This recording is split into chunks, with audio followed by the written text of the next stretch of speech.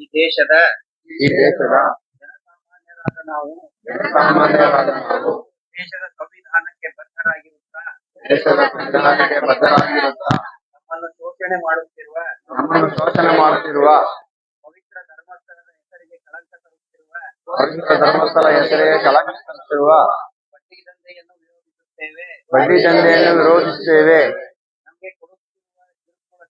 ನಮಗೆ ಕೊಡುತ್ತಿರುವ ಕಿರುಕುಳಕ್ಕೆ ತಗ್ಗದೆ ಸಾವಿಗೆ ಶರಣಾಗದೆ ಎದುರಿಸುತ್ತೇವೆ. ನಾವು ಇನ್ನು ಮುಂದೆ ಯಾವುದೇ ವಾರದ ಬಡ್ಡಿ ಕಟ್ಟದೆ ಸಾಲರಹಿತ ಸ್ವಾಭಿಮಾನಿಗಳಾಗಿ ಬದುಕುತ್ತೇವೆ. ಎಸ್ಕೆಡಿಆರ್ಡಿಪಿ ಮಾಡುವ ಶೋಷಣೆಗೆ ನಮ್ಮ ಧಿಕ್ಕಾರವಿದೆ. ಹೋರಾಟದ ಭೂಮಿ ಮಂಡ್ಯದ ಮಳವಳ್ಳಿಯ ಮಡಿಯೂರು ಗ್ರಾಮಸ್ಥರಾದ ನಾವು ಸಾಲಮುಕ್ತರಾಗಿ ಬದುಕುತ್ತೇವೆ ಎಂದು ಪ್ರಮಾಣ ಮಾಡುತ್ತೇವೆ. ಜೈ ಭಾರತ ಮಾತೆ, ಜೈ ಕನ್ನಡ ಮಾತೆ, ಜೈ ಸೌಜನ್ಯ ಶಕ್ತಿ, ಜೈ ಮಹಾಲಕ್ಷ್ಮಿ.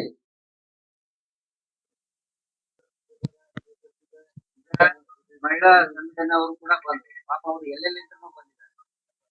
ಅವರು ಕೂಡ ಎಲ್ಲರೂ ಹೇಳೋದನ್ನ ದಯವಿಟ್ಟು ಕೇಳಿ. ಯಾವ ಕಾರಣಕ್ಕೂ ಕಟ್ಟಬೇಡಿ. ಪೊಲೀಸರು ಅವ್ರು ಕರೀರಿ, ಅವ್ರ ಮುಂದೆನೆ ನಾನು ಹೇಳ್ತೇನೆ. ಪೊಲೀಸರು ನಿಮಗೆ ದಬ್ಬಾಳಿಕೆ ಮಾಡಕ್ ಬರುದಿಲ್ಲ. ಪೊಲೀಸರಿಗೆ ನೀವು ದುಡ್ಡು ಕಟ್ಟ್ರಿ ಅಂತ ಹೇಳೋ ಅಧಿಕಾರ ಪೊಲೀಸರಿಗಿಲ್ಲ. ಪೊಲೀಸರು ದುಡ್ಡು ಕಟ್ಟುವ ಏಜೆಂಟ್ ಅಲ್ಲ, ಗೊತ್ತಾಯ್ತಲ್ಲ. ಹಂಗಂತ ಸುಪ್ರೀಂ ಕೋರ್ಟ್ ಹೇಳೈತೆ, ಹೈಕೋರ್ಟ್ ಹೇಳೈತೆ. ಪೊಲೀಸರು ಈ ದುಡ್ಡು ಕಟ್ಟಬೇಕಂತ ಪೊಲೀಸರಿಗಲ್ಲ, ಕೋರ್ಟ್ ಹೇಳೈತೆ. ಹಿಂಗಾಗಿ ಅವರು ಅಡ್ಡ ಬರುವುದಿಲ್ಲ ನಿಮಗೆ. ನೀವು ದುಡ್ಡು ಕಟ್ಟಿಲ್ಲ ಅಂತ ಹೇಳಿದ್ರೆ ನಿಮ್ಗೆ ಯಾರು ಏನು ಮಾಡಕ್ಕಾಗುತ್ತಿಲ್ಲ. ಏನಾದ್ರೂ ನೋಟಿಸ್ ಮಾಡಿದ್ರೆ ಹೇಳಿ, ನಾವು ಉತ್ತರ ಕೊಡ್ತೇವೆ. ನಿಮ್ಮ ಪರವಾಗಿ ನಮ್ಗೆ ನಾವು ಇದು ಮಾಡ್ತೇವೆ. ಯಾವ ಕಾರಣಕ್ಕೂ ಹೆದರಬೇಡಿ. ಏನಾದ್ರು ಬಂದ್ರೆ ವಿಡಿಯೋ ಮಾಡಿ ಪೊಲೀಸರ ನಮ್ಗೆ ಒಳ್ಳೆ ನಾಯಕರಿದ್ದಾರೆ, ಒಳ್ಳೆ ಶಾಸಕರಿದ್ದಾರೆ, ಅವರು ಧ್ವನಿ ಎತ್ತಿದ್ದಾರೆ.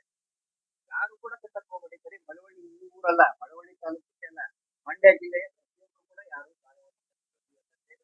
ಅದು ಹೇಳದಂಗೆ ಧರ್ಮಸ್ಥಳದ ಸ್ವಾಮಿ ನಡೆಸ್ತಾ ಇದ್ದಾರೆ. ಈ ಜಗತ್ತಿನ ಯಾವ ಧರ್ಮದ ಯಾವ ದೇವರು ಕೂಡ ಬಡ್ಡಿ ದಂಧೆ ಮಾಡುವಂತ ಯಾರು ಹೇಳಿಲ್ಲ. ಹೇಳಿದಾರ? ಯಾವ ಧರ್ಮದವರು ಹೇಳಿಲ್ಲ. ಧರ್ಮ ಮುಂದಿಟ್ಕೊಂಡು ಅವರು ಈ ತರ ನಿಮ್ಮನ್ನು ಶೋಷಣೆ ಮಾಡ್ತಾ ಇರುತ್ತೆ. ಶೋಷಣೆ ಮಾಡೋದಕ್ಕೆ ಒಂದು ಮಷಿನ್ ಅದು. ಹೋಗ್ಬೇಡಿ. ಮುಗಿಸ್ತೀವಿ. ದಿವಾಳಿ ಆಚರಿಸಿದ್ರೆ ಆರಾಮಾಗಿ, ನೀವು ಕೂಡ ಆಚರಿಸ್ತೀರಾ, ಆರಾಮಾಗಿ